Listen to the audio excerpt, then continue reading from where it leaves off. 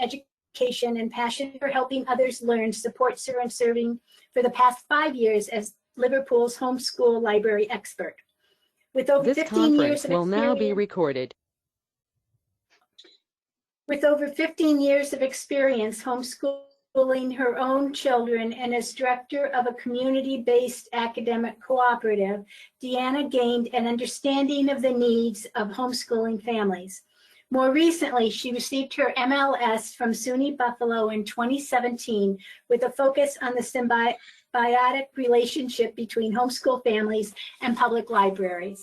In her role as Homeschool Liaison Librarian, she enjoys creating opportunities for library staff to connect with the homeschool community. And we're so glad to have her with us today. Thank you, Deanna. Okay, thank you, Sue.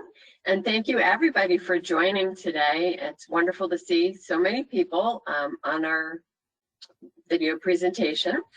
So I just wanted to give you a little bit more about me. Like Sue said, I did homeschool my 3 children while working part-time in the library system. I've been in our Onondaga County Public Library system for over 20 years.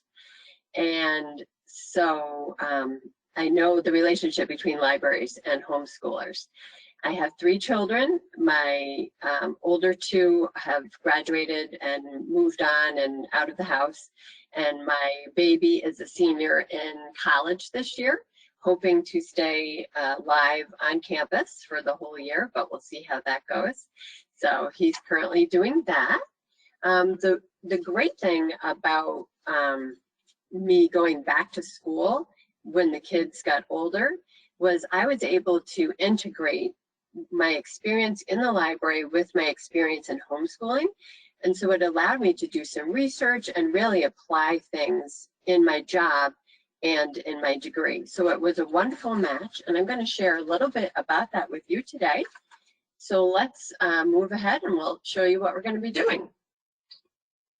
Let's just get my screen going here. Okay, so our goals for today will be to understand the homeschool community by looking at the research. And when I say community, I put that in quotes because homeschoolers are made up of individuals just like any group, and they're a very diverse group of people, but we're going to consider them as a community today as far as how libraries can service the homeschoolers. Okay. And we're going to also learn what motivates parents to homeschool. Why do they choose that educational path?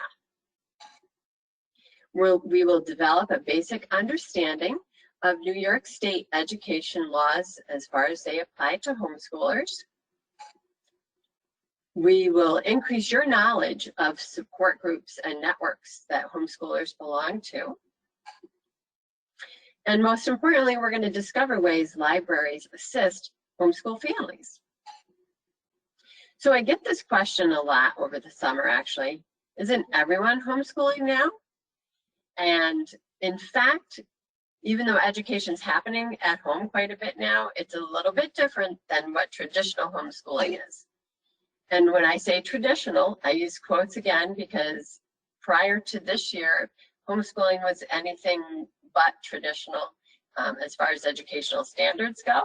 So, but we're going to call it traditional homeschooling. Traditional homeschooling is an educational method in which parents choose to school their children at home instead of sending them to traditional public or private school. In homeschooling, parents voluntarily choose this form of education based on their own research that they've done before they make the decision. Hopefully they've done their research. Parents also get to choose the curricula that they use, which comes with answer keys and instruction guides, scope and sequence, so they know what their plan is for the entire year. They know what the plan is for the week, for the month, for the year, so they can see where they're going.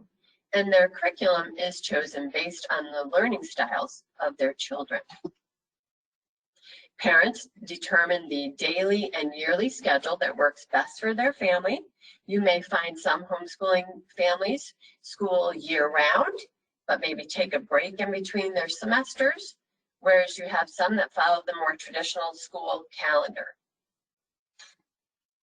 In hybrid schooling, although learning is taking place at home, the method, content, and scheduling is still determined by the school. So there's a definite difference, even though some are calling what was happening in the spring homeschooling because it was happening at home. It's very different from traditional homeschool as far as the control by the parents. So who are homeschoolers? What is their demographics? So we can kind of see this is based on a survey from 2016, which I have the link at the end of this PowerPoint, which you will receive. So currently in 2016, about 3 to 4% of school-aged population is homeschooled. So, and that has increased quite a bit in the past 20 years or so. So it's definitely a growing form of education. About 84% English is the primary language. 21% of homeschool families have a below a poverty income level. And that is one reason they love the libraries, so they can get some free materials. Currently, 68% white, 25% Black or Hispanic. Actually, the homeschooling Black community is probably the most rapidly growing community of homeschoolers. So I wouldn't be surprised if that number is actually larger in today's standards. Again, each family is unique in their motivation to homeschool as well as their instructional style. So think of homeschooling as a spectrum. And so on one end of the spectrum, you have what they call unschooling, where it is child-led, there's no specific curriculum, there's no textbooks. You kind of just focus on what the child wants to learn and help them learn at their own pace as far as they want to go. That's unschooling. So remember, that's at one end of the spectrum. Then at the other end of the spectrum, we have more traditional schooling that's taking place at home. So they may be using textbooks, more traditional type textbooks. They follow a more traditional school schedule. So everything like school, but just at home. So that is two ends of the spectrum. And then you have anything in between. So you may have people that like a literature approach. So they will be using books like biographies and nonfiction, historical fiction, and they're using a literature approach to teaching certain subjects. So that might be kind of in the middle. There's unit studies. There's just a wide variety of different ways to teach, and some work better for different families. So they choose a wide variety of instructional styles. One thing is true though, homeschool families love the library. Over 70% of homeschool families nationally surveyed have said that they use the library as a main resource in their education. So they do love libraries, and I can certainly vouch for that as a homeschooling parent. We loved to get resources from the library, and we love doing programs at the library. So they love you guys, and you're doing a great job. So what are the reasons? Why do people choose homeschooling instead of public school or private school? So here are the top 5 reasons. As you can see, the biggest one is concern over school environment, whether it's maybe their child has been bullied or they're concerned about bullying or safety. So school environment was the biggest motivator in this survey. 67% desire to provide moral instruction. 61% were dissatisfied with the academic instruction. 51% to provide religious instruction. And finally, the 5th reason listed was desire to provide a non-traditional approach to their child's education. So whether maybe, little Johnny has trouble being traditionally schooled and sitting still. So maybe they want to do something at home that's a bit more interactive. And I just added this one in here because now we have the global pandemic, which is probably a big motivator for this year for people that are choosing to homeschool. Whether it's just for 1 year, which we will talk about, or maybe they were like, oh, I was thinking about this, I'm going to try it out anyway.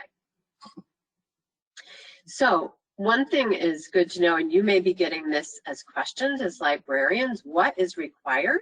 So I'm going to just give you like the quick overview of what's required. And then towards the end, I'm going to give you information where you can send people.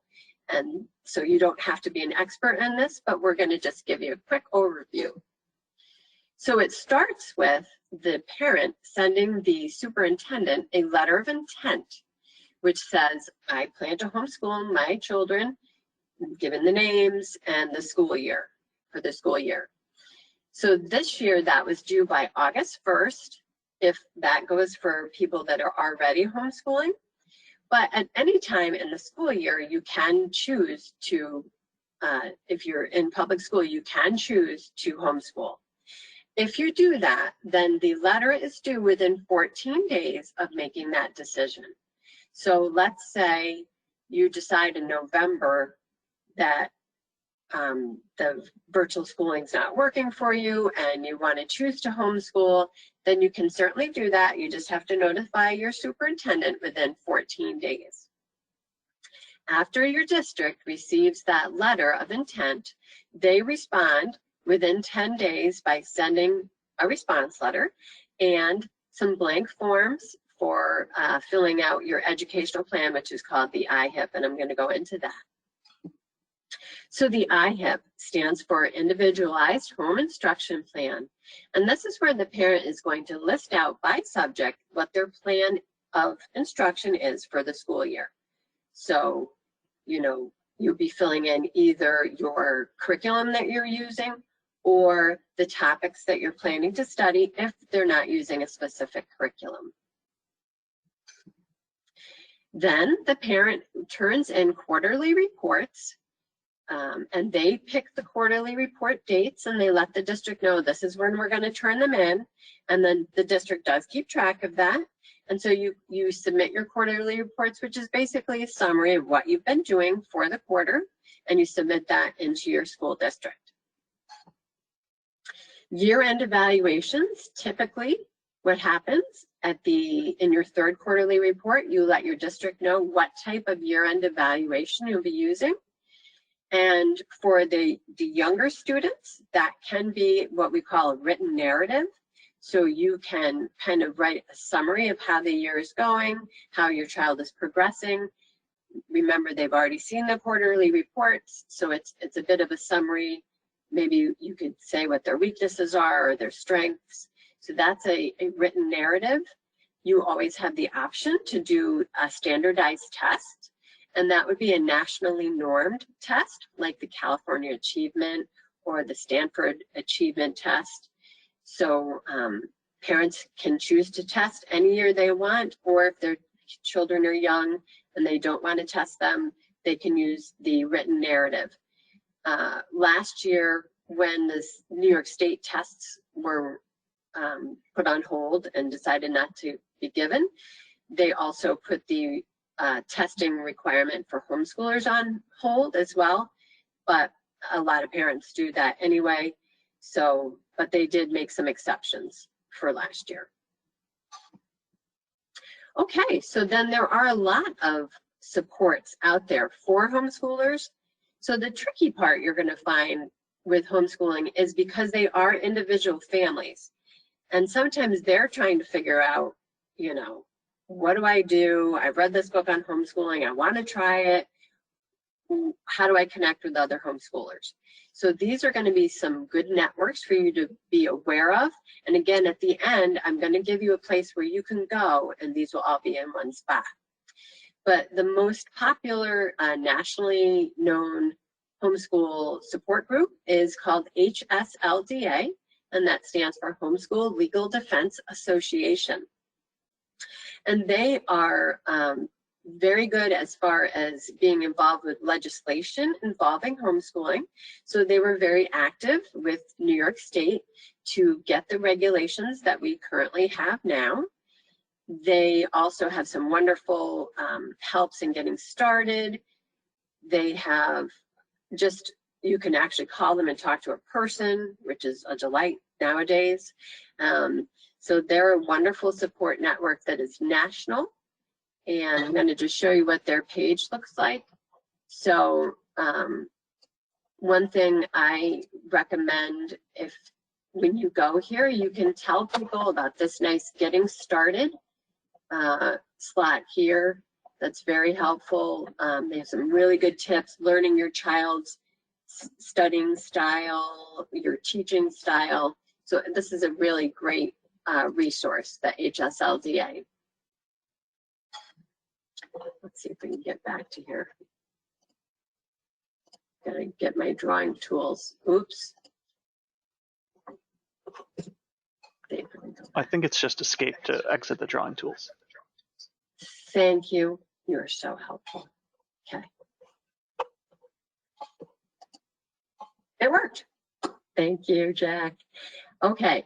So the next homeschool group I'm going to talk about is one that is statewide, and this is called Homeschool New York, Loving Education at Home. So they were formerly just Loving Education at Home, or LEA, and if you may have heard of that group. And so their website is actually still lea.org. And so this organization I also recommend, they have on here, okay, I'm going to try my drawing tools again. So down here they have resources, which is very, very helpful. If you go here to the resources, they actually have a regulatory manual that homeschool families can download, which has examples of quarterly reports, examples of IHIPs, examples of letters of intent. It is a free resource, and it's a wonderful opportunity for people that are not sure what they're doing to see examples. So Homeschool New York, Loving Education at Home, is a Christian organization. However, they welcome all faiths to use their resources and also belong to their local groups. So LEA, Homeschool New York, Loving Education at Home, also has local groups. So again, you're going to get this PDF, but I just put this up here so you can see that LEA is broken up by regions.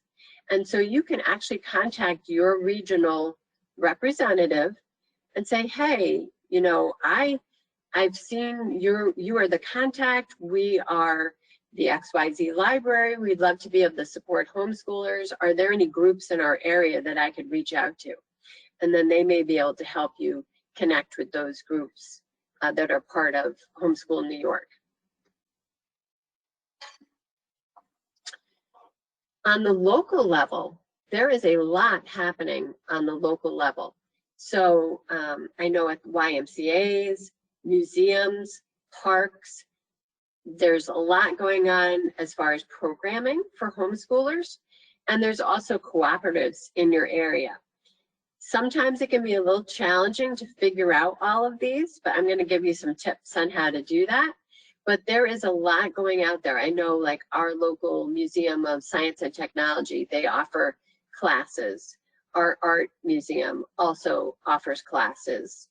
The parks, they give tours and they have nature walks, and so all sorts of things going on out there. Lots to see out in the world, and homeschoolers love to take advantage of those things. And also you have cooperatives. So as Sue mentioned, I was part of an academic cooperative and director of that for a while, and we had over 50 families in that cooperative, over 150 kids.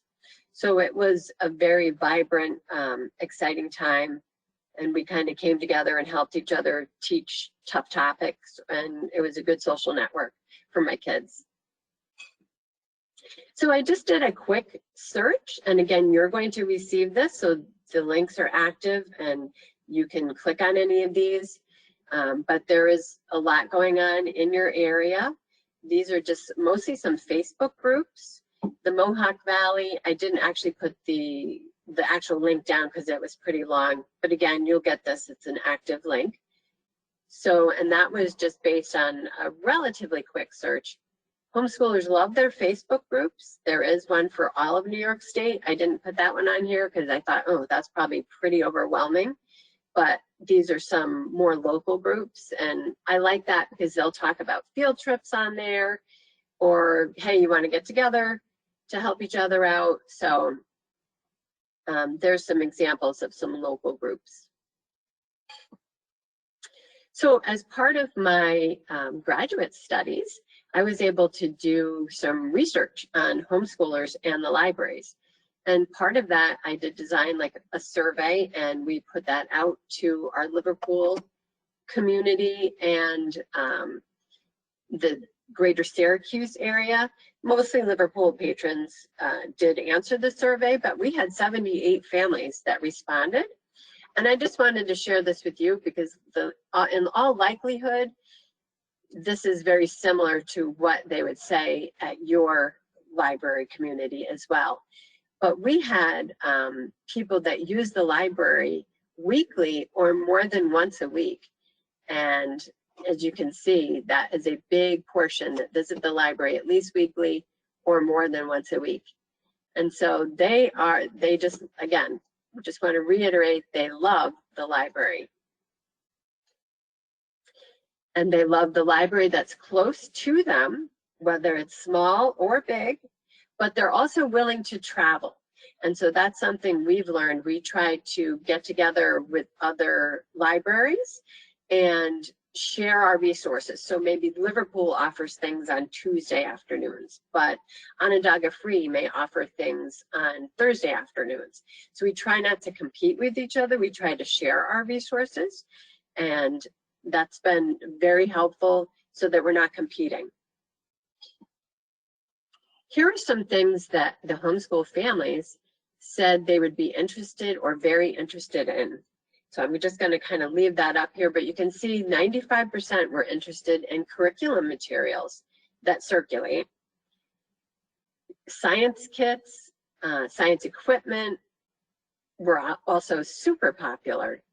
And fiction and nonfiction books that are part of homeschool curriculums. So like I said, some people choose a literature approach to their homeschool, and so their catalog will have groups of books that they're going to be reading for the year.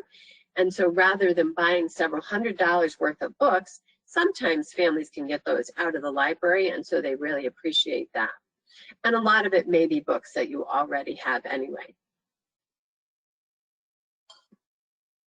Other things they were interested in as far as activities go, you can see they were very interested in a community board down at the bottom there, 91%, just for some place where they can go and see what's happening in the homeschool community.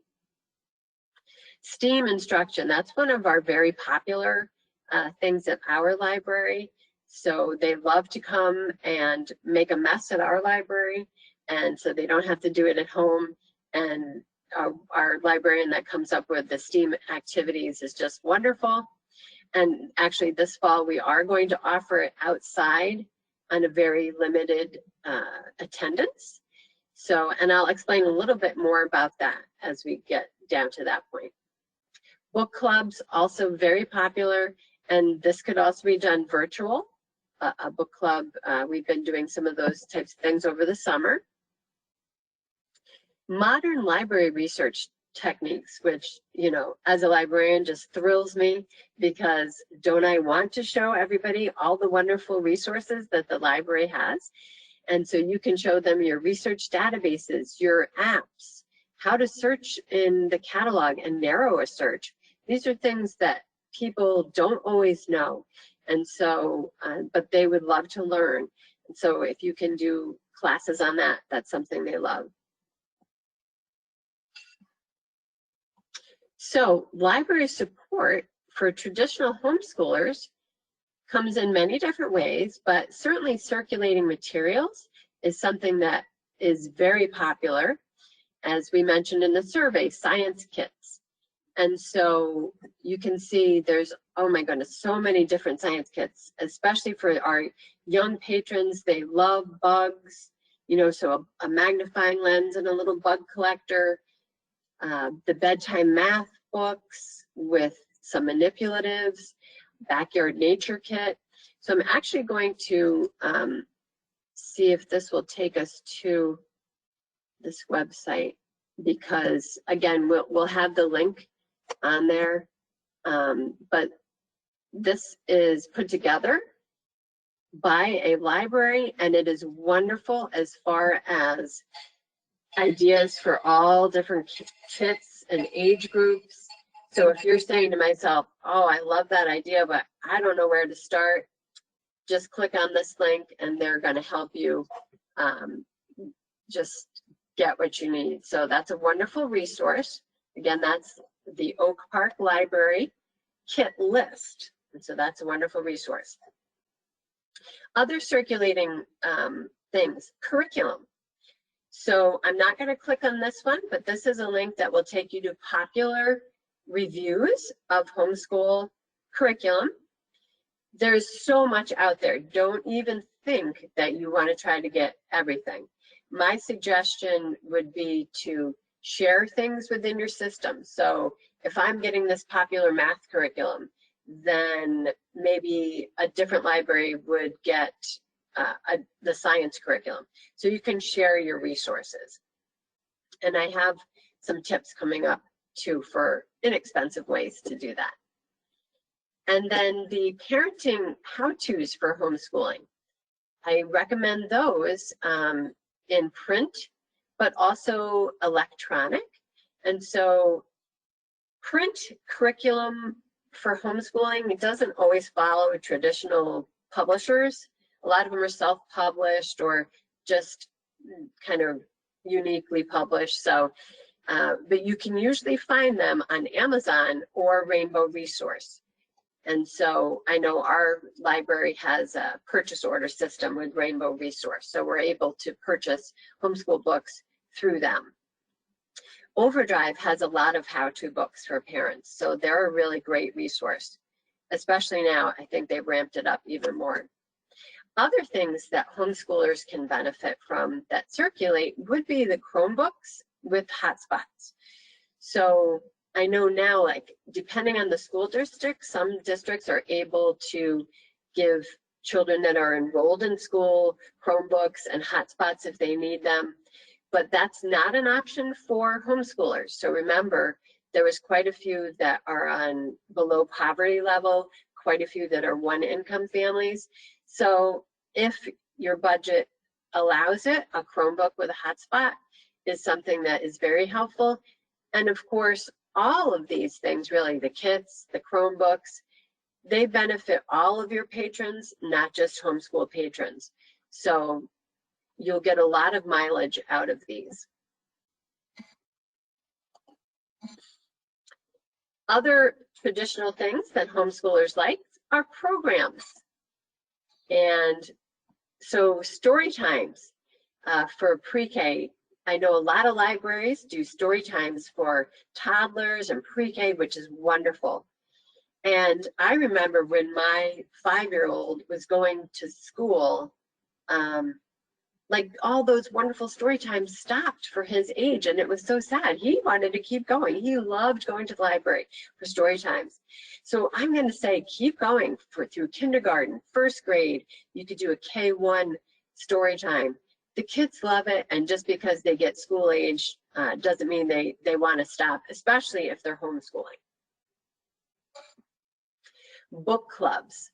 So book clubs, you can have a family book club. So you've got parents and siblings and maybe younger siblings. So you can have a book club that everybody reads on their own. Maybe you get together if you can. Someday we can get together in person, but if not, you can get together over Zoom and do activities related to that. So I highly recommend some great books that are above children's reading level, but they can read as a family. And don't we want to encourage parents to read to their children? So if we can make it fun and have them accountable, because we're going to meet by Zoom, then that's just a great way to come together. Also, book clubs for emerging readers with activities. Again, we're doing some of this virtual while the good weather lasts. And I remember I'm up near Syracuse, so I only had September and October to do that, maybe just the first half of October. So we're going to try to take advantage of a lawn that we have on the side yard and do things on the lawn, social distancing. And I'll explain that in a little bit. STEAM Club. So our STEAM Club, again, like I said, it's super popular. What we're doing for our social distancing, and I'll tell you now with our STEAM Club, is we are having families sign up as a family group. They each bring their own blanket, and so that's their home base. And so home base has to be more than 6 feet away from another home base. And so what we will do is our librarian is going to prepare kits with our STEAM activity. And so we will give each family at their home base a STEAM kit. And then she will do the instructions on how to use it. And so they're together, but still socially distant. So, and then whenever they're not on their home base, they do have to wear a mask. So we're trying that with our STEAM Club. We're trying that with our homeschool hangout that we have. So we're just going to try that as much as we can while the weather is good. Art instruction. One thing we had over the summer, virtually and in person in the fall, we had a local art instructor who gave lessons to the kids. And so we would provide the materials, or she would just list what they needed before they started. When we were doing it in person, she had a small fee associated with it. And so she supplied the materials. But when we were doing this virtually, she would just give a list of what they needed. And they would paint, Van Gogh's Starry Night. I mean, these are little kids and they're just so adorable. So it was really a lot of fun. Parent support is something that is super important for public libraries to offer if possible. So again, we talked about the library literacy, but also just making them aware of what you offer, and as far as programming goes, but also your resources, the databases and different things like that. The parent support, you can tap into your local homeschool network, and they can also help you get groups together for parents and maybe speak on a topic, say turning in your quarterly reports, so they can help you with that. Another wonderful thing about libraries for homeschoolers is it's seen as a safe gathering place, and really we are seen as the social network for a lot of families. That is their friend group. These are people they see every week or at monthly programs. And so parents are able to network while they're there. Hey, what's working for you? What's not working for you? Did you hear about this? So it's a wonderful family network, while the kids are usually doing things such as, we usually provide coloring or maybe some sort of craft that they can do. So they have a space where they can meet and support each other. Like I said, we're going to be trying this social distance version coming up in the fall. So we will still provide craft materials, but again, we'll have the home base that they're going to be using. So we'll see. Some tips for how to help your plans succeed when it comes to homeschoolers. Homeschoolers can be kind of a finicky group. Like I said, they're made up of all different types of families. So you can't judge your homeschool community on one family because there's lots of them out there and they're all different. But some general rules for helping you succeed. First step, make a connection with your local homeschoolers. You will see them in your library. You've probably seen them. They come in and check out a ton of books. So you have already maybe made a connection. Or they come in and they've got lots of kids. And so you could say, oh, by the way, are you homeschooling? And another way you could connect with homeschoolers, because now we're closed, so maybe you're not seeing them, is you could put up a survey on your social media or your website. And similar to the survey that we did, you know, we'd like to connect. What are some things you'd like to see? I'd be happy to share my survey with you. You have my email in the presentation that we're going to be sending out. Timing of programs. So traditionally, homeschoolers like their programs during the school day. It's not that they're trying to avoid public schoolers, but remember, they're coming to you for content, and so this is part of their school day, their social group, their learning STEAM, their book club. They're using this as part of their school day, and so they like it to be part of their day simply because they are also busy. They're in sports, they are involved in community groups, and so they're busy in the evenings, you know, just like public schoolers are. And so traditionally, homeschooling programs work better during school hours. I do know I've had one of the librarians that used to work at our library before we kind of ramped up our homeschooling support would say to me, well, we tried providing programming for homeschoolers and they didn't come. But she didn't ask the homeschoolers when they would like to come or what type of programming it was. So try not to assume, but try to make a connection and work together, because remember, they love you. So how can you promote your programs? So you probably have your traditional library avenues, whether that's a print calendar or your website, your social media.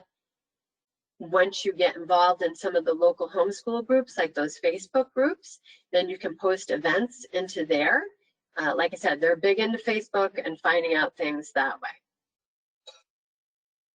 And I will show you an example of our libraries in our system have been trying to get together one Facebook page that has different events at different libraries. So homeschoolers have one place to go for all their library events in Central New York.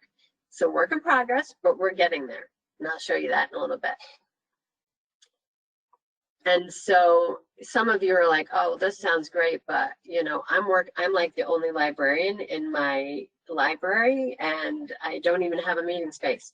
I've been there, so I know what you're talking about and I feel your pain. But like I said, homeschoolers love libraries and they love their local libraries. So there is a way to make it happen. So even with limitations, you can use good condition donations to make a homeschool circulating curriculum collection. So you will definitely want to specify, though, it has to be good condition, recent editions. Otherwise, you'll get every kind of homeschool book that you just don't even want on your shelf. So, you know, you can be picky. That's okay, because you only want materials that are going to circulate and that people want. So donations, that's definitely the way we got started with our curriculum, and it didn't cost us anything. And then another thing you can do, if you recall, homeschoolers like that community board. So another thing you can do is request free catalogs from homeschool providers, and then just keep those as kind of a reference for homeschool and families. So not circulating catalogs, but they could just live in a certain location and homeschoolers can look those over and see what's involved in the different curriculum providers. And we talked about the community board. So the community board can be a physical thing, but it also can be a virtual thing. And I'll show you an example of a kind of a virtual community board that Liverpool Library put together. But yeah, even if you're not open, there's still ways you can help homeschoolers connect with each other and with your library. And partnering with your local homeschool community is huge. So, I mean, I have the benefit of having some experience with homeschoolers, but maybe you don't. And so the thought of teaching, like bringing together parents for Homeschooling 101 to help them with different homeschooling topics may be overwhelming to you, but I'm sure that there is people in your community that are willing to help other homeschoolers. And so you can say, hey, would you be willing to speak about how to prepare an IHIP or how to teach math to your kindergartner? You know, so you can definitely tap into local resources. So this year we may have a kind of a unique situation in which some parents are going to choose to homeschool just for the year, just till the dust settles and we can go back to life as we knew it, with our wonderful schools and all that goes with that. But you may have some that will be choosing to do the one-year homeschooling just because maybe their child can't sit in front of a computer screen for a long period of time, or whatever their reason. Remember, there are multiple reasons. We want to support them with their traditional circulating materials and programs and space if we can, but we'll also want to make sure they have access to the Common Core standards so that they will have an easy transition back into school. And so we can always go to the Common Core Standards website and they list those. This is a really nice series, the Core Knowledge series. And this is something that you could easily get and circulate in your library or library system. And so that also touches on Common Core material and kind of a general overview of what each grade should be knowing. And so that's another good one that I recommend. And then coming this fall, some of the things that our library is planning to do that will support homeschoolers, maybe the hybrid schoolers, really just anybody, because it's going to be an interesting fall. And I think the October meeting will be kind of really great because we will have a month under our belt to figure out what's going on. But some of the things that we're planning to do this fall is we're planning to have monthly activity kits. So over the summer, since we couldn't do our traditional summer reading, we gave out themed activity kits each week. So it would have things that, you know, masks the kids could make, a STEAM project, some educational type things based on the theme. And the kids really loved doing that. And then every week we would meet up. And so they would get to show off what they made and other creative things they did related to the theme. And it was really, we had people that came to every single one for 8 weeks. So, and the parents loved the kits. It was a lot of work for us, so we're not going to be doing it weekly, but we are thinking maybe, you know, fall themed. And so, and then we'll have a Zoom meetup to go with that. Again, it's nice accountability for the parents, and it's just a good chance for the kids to see each other and show and tell what they're doing. We're also planning to circulate more of the literacy kits. So whether it be, you know, science literacy, math literacy, we looked at that list previously. So we're planning to make some of those and circulate those. We feel like families are like, we can't do any more screen time. Give us things that are not screen time. And so that's why we're doing these physical kits, the activity kits and circulating STEAM kits and things like that. Another thing we're offering starting this fall is a school survival series for parents. And so that will be, I mean, it could be for homeschoolers, but we're kind of directing it more at the hybrid schooling. How to bring an element of fun into the school day, maybe just give them some tips on that would increase their confidence that they can come alongside their child and help them in what they're learning, as well as make things fun. So we're planning the school survival series for parents. So we're pretty excited about that. Our topic for September is going to be math is fun for real. So lots of good resources on how to make math fun, because honestly, when you're a little kid, it really is fun. Counting bugs, lining up your little cars and counting the wheels. There's just so many fun things that involve math, and we don't have to call it math. So get away from the worksheets and have fun with math. So we're excited about that. So putting this all together, so I am going to share this guide that the Liverpool Library has put together, because this can be a good place that you could direct people to go for resources that are thinking about homeschooling. Or you can make up something like this, copy whatever you want, use the links. As librarians, we love to share. So not saying you have to use this guide, but I just want to show you a couple of things that we did on this guide. So we did, as you can see on the side here, all right, I'm going to try to play this link and see if this works. This is like our virtual community board. And so really all I did was make a PowerPoint of, I put out into the groups, hey, is anybody part of a homeschool group? I'd love your contact information, what you provide, and a logo. And then so I literally put that together in a PowerPoint, and then we put it up here. Let's see if this works.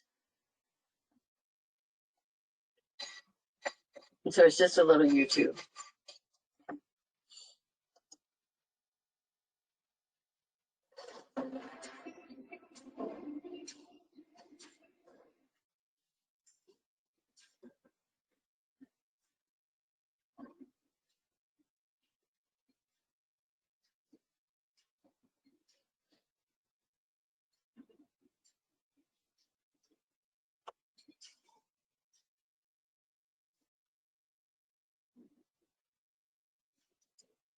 Okay, so I'm not going to play the whole thing, although it's not very long. But as you can see, we just put that up there as part of our guide. And so homeschool families, like I said, when they're first starting, they're like, oh, where do I go? This is a good place for them to get some contact information. Of course, other things we put on there is our wonderful library catalog, because we have lots of resources in there. This particular link takes them to the digital catalog that has homeschooling already selected as a keyword. They can contact me if they need any information, which is kind of nice to know, hey, there's somebody friendly at the library that will answer questions if I have questions, or direct me to a place where I can find the answers. And then we just did a little book list of some homeschool books. And then on our second page, we list ways that homeschool families can get involved.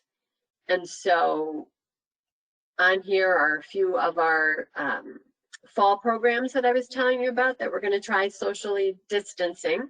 Every month we do have a Homeschooling 101 for parents, and that's been going on all summer long, and it's been really great. So just we have different topics, how to teach writing or how to fill out the IHIP, just different things that we have a short presentation on, but then we allow a big part of that time for parents just to interact with each other and ask questions and answer each other questions. And so we have different Facebook groups. So this is the one I was telling you about. I'm not going to click on this, but this is our homeschool events at CNY libraries.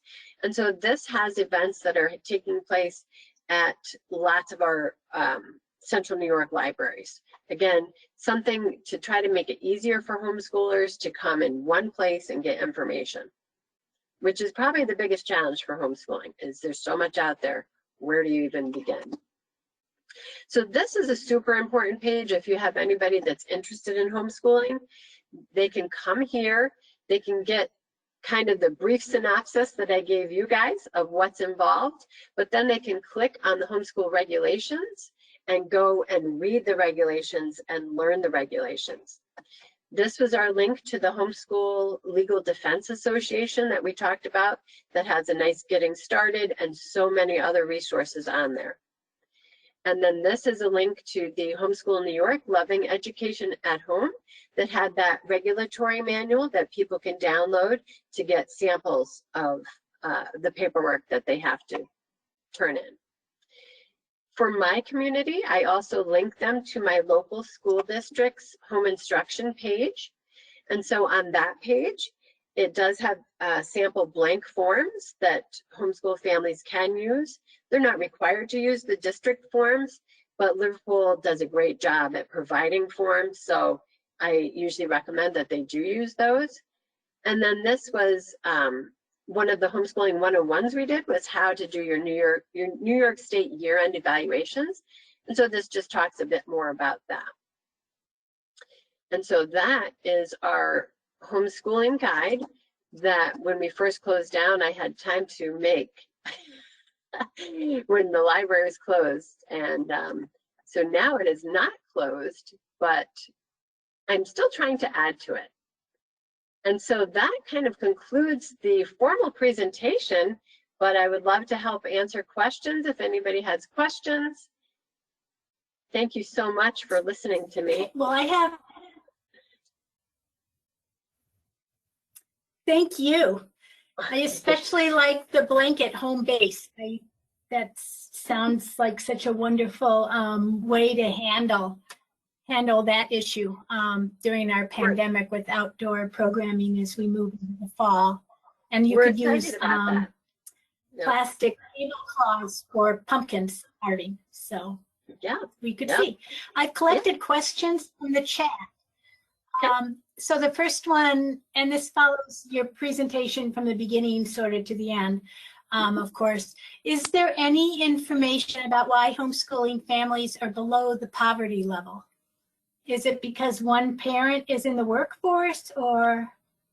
So I would be guessing that that is probably the main factor, because a lot of homeschooling families are one income families. And so they can be very thrifty. And so I would assume that that is why, but I don't have specific research to back that up. It's a great question though. Okay. There was a follow-up comment that it would be interesting to see if close to that 21% of all families that are below the poverty level, if that's close, if that information is close as to why people do homeschooling. But, yes, if you go to, I'm sorry, Sue, one of the links at the page that's at the end of my presentation that you will get, it has a link to the national survey, and there's a lot more detail in there, so it may actually answer it in that survey. Okay, great. We'll look for that. Do homeschool families have access to textbooks and other materials used by their school systems? Do they have to share those? So that is a great question, and the answer is really no. Basically, when you make the decision to homeschool, there's not a lot of support from the district, so you cannot participate in district sports. I do know a couple of families that have petitioned our district to participate in some of the clubs, the after-school clubs, like the robotics clubs, and they were able to do that, but they do not provide any curriculum. Okay. And money-wise, do homeschool families get any financial support from the state or the school district? And does the school district's money because the student isn't in school, which sort of harkens to charter schools, but. Yeah, so excellent question. So the district, I believe, does lose money because the child's not enrolled in the school district as far as instruction goes. And homeschool families, unfortunately, do not have any financial benefit to homeschooling. They don't have any tax write-offs. They don't have any, reimbursement of any of those things. So unfortunately, it can be an expensive adventure, which is why they love libraries so much, so you can homeschool on really a very minimal budget if you're borrowing library books, if you're making your own curriculum.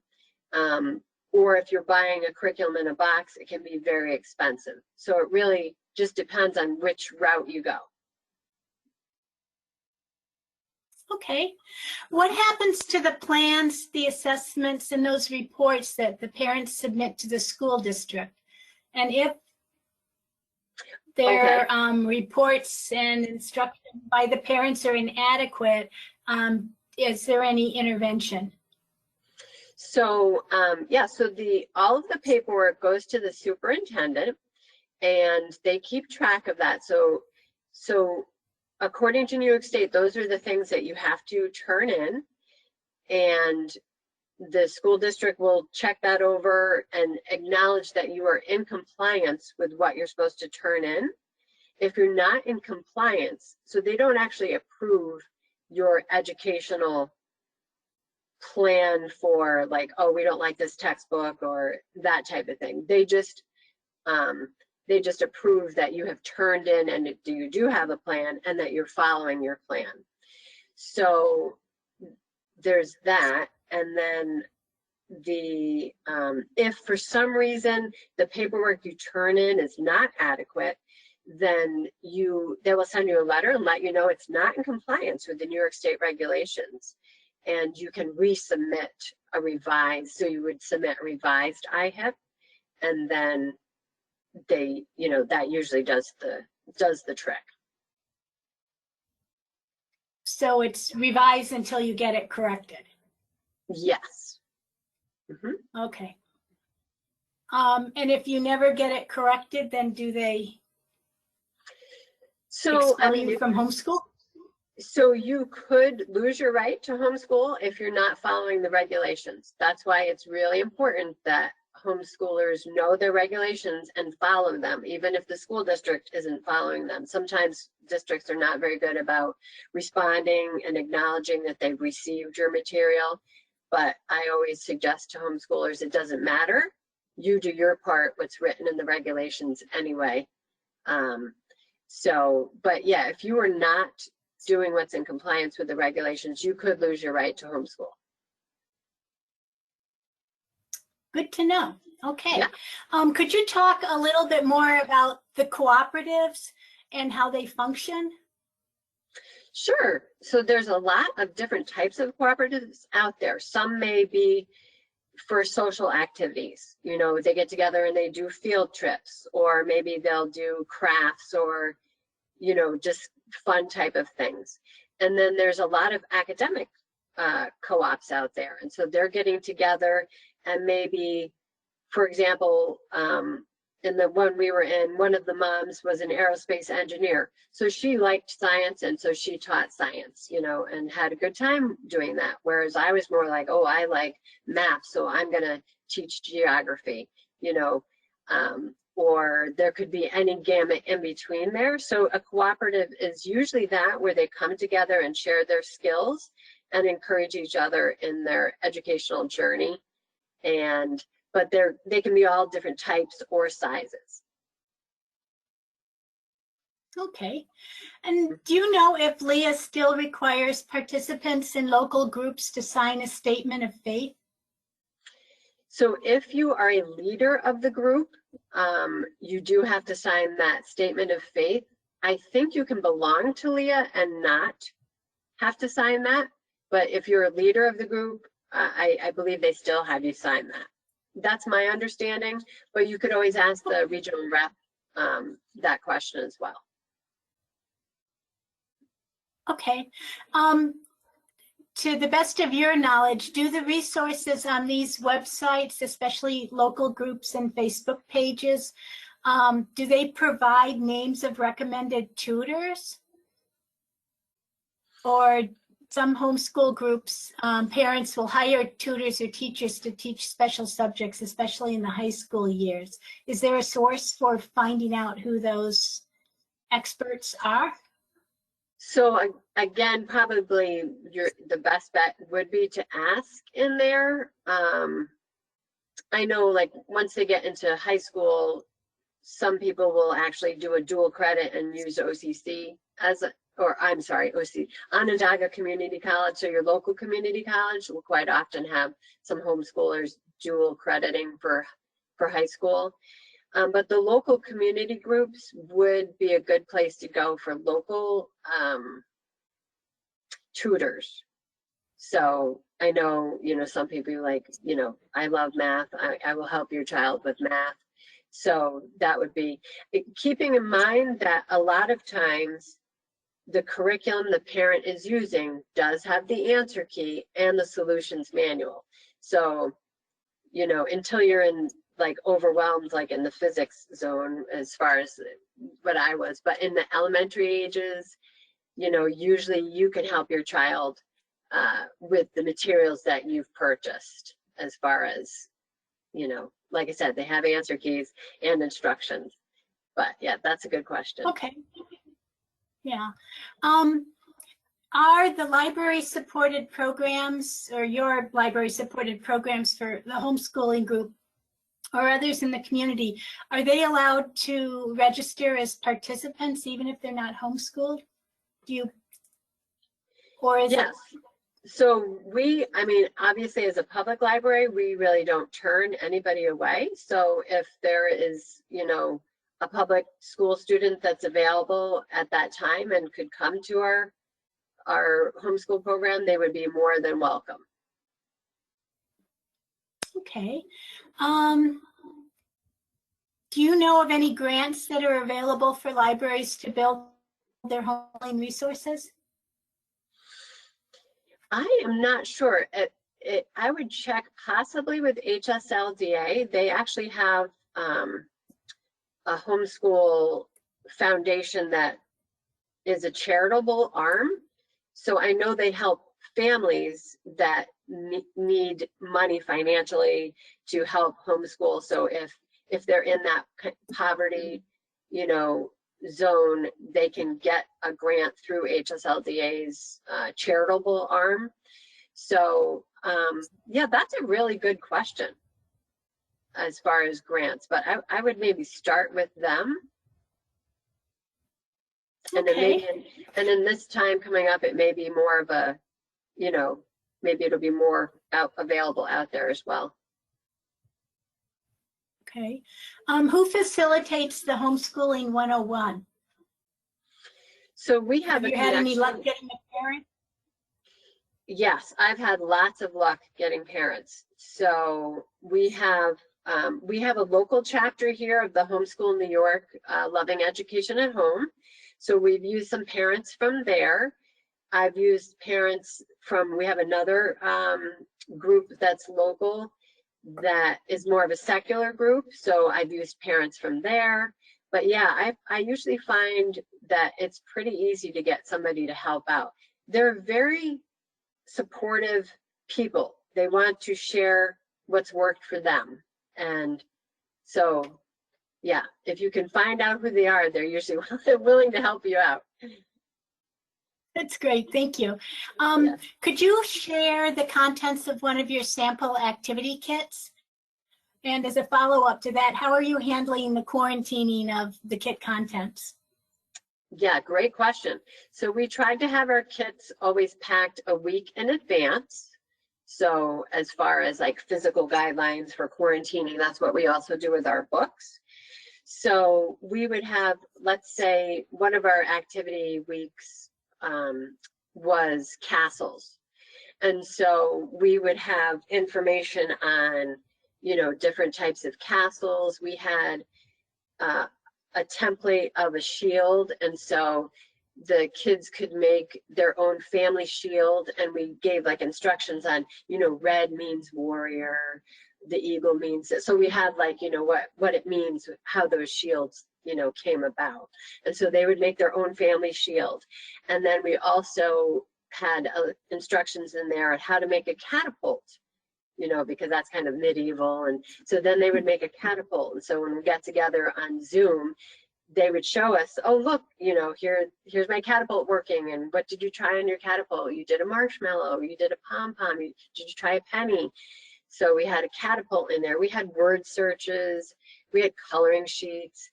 Like I said, we usually included some sort of math, because you know, they love making masks, the kids, and then they'd show up and they've got their masks on and they're adorable. So those are the types of things that we would do. We would try to make it educational, but fun.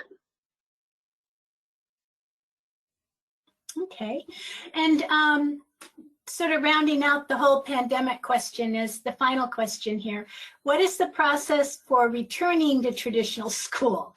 And would the student need to test into their grade? Yeah, that's a great question. So as far as returning in, so if you were completing a whole year with homeschool, that would be pretty easy. You could just register your child, you know, for the next school year. Your district may want to test you in, but if you have, I would suggest that homeschool families keep a portfolio of their schoolwork. You know, not every paper that their child has done, but definitely some of the main things or projects or writing, and keep that in a folder so you could show your district, here's what we did. Is this kind of, you know, in line with what you have done this year? And then in the upper grades, they may want to test them, you know, just to make sure that they're online as far as in their like science. Did they do biology when they were supposed to do biology? But for the younger grades, I would just suggest keeping a portfolio. And honestly, with this year, I mean, it's going to be like anything goes, I think, as far as we just hope everybody can learn as much as they possibly can, you know. So, but it's pretty easy to transition back in. Great, thank you so much. I think that gives us a pretty great picture of homeschooling and understanding what's going on. Jack or Mary, did you have anything to add? No, would we want to unmute everybody and just see if anyone has one or two last questions that they want to ask with their voice instead of the chat? Shannon did just ask, do homeschool students have the options to take New York State exams? So the New York State exams, like when you get into high school, if you want to take the Regents, you can certainly do that. I do know some families that do like to take the Regents. The New York State exams traditionally help rate the schools as far as how the school is doing.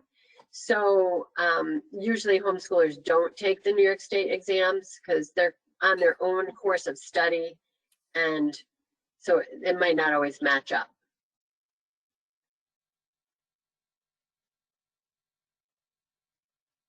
Okay. To piggyback on that question. Anyone else? To piggyback on that question, can you hear me? Yeah. I didn't go to school in New York State, so I know that there's a Regents degree. Is there a difference between the Regents degree and then the degree that a homeschooling student would get in terms of like competitive in the marketplace? That is a really good question.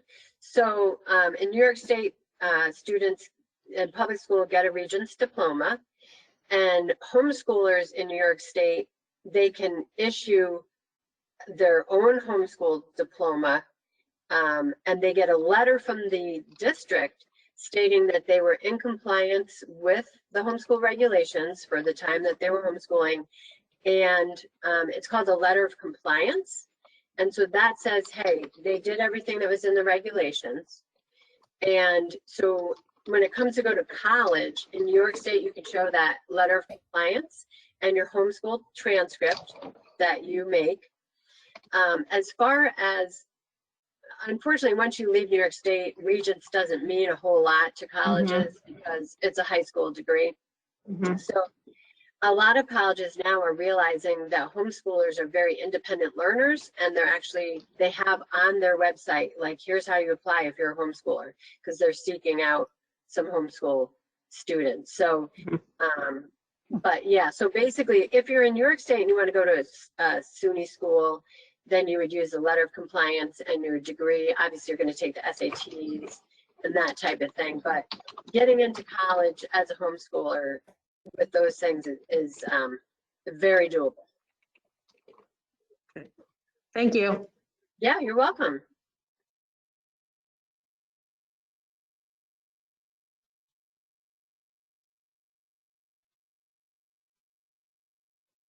Anybody else? Well, I really thank you all. I hope I that think you, that's, yeah, I hope you've come away like just understanding the homeschool community a little bit more and maybe being encouraged that, remember, if you go away with nothing, remember they love you, okay? So they love you, and just reach out to them and work with them. And it is a symbiotic relationship. They're going to help your numbers. They're going to help your circulation. They're going to help your program numbers. But at the same time, you're helping them with a critical element of their life, educating their children. So it's really a win-win for everybody.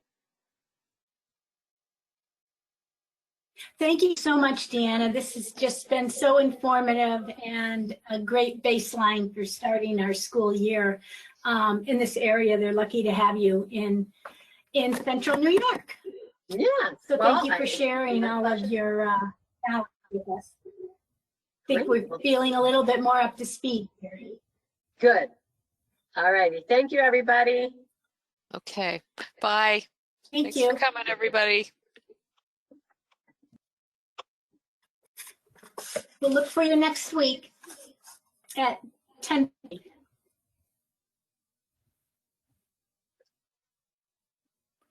All right, Sue, should I send you the PDF of the presentation, or does Jack want it? Who wants it? You? You can send it to any of us or all of us. Okay, I'll do that. I'll just We'll- send it out. We'll share it. Great.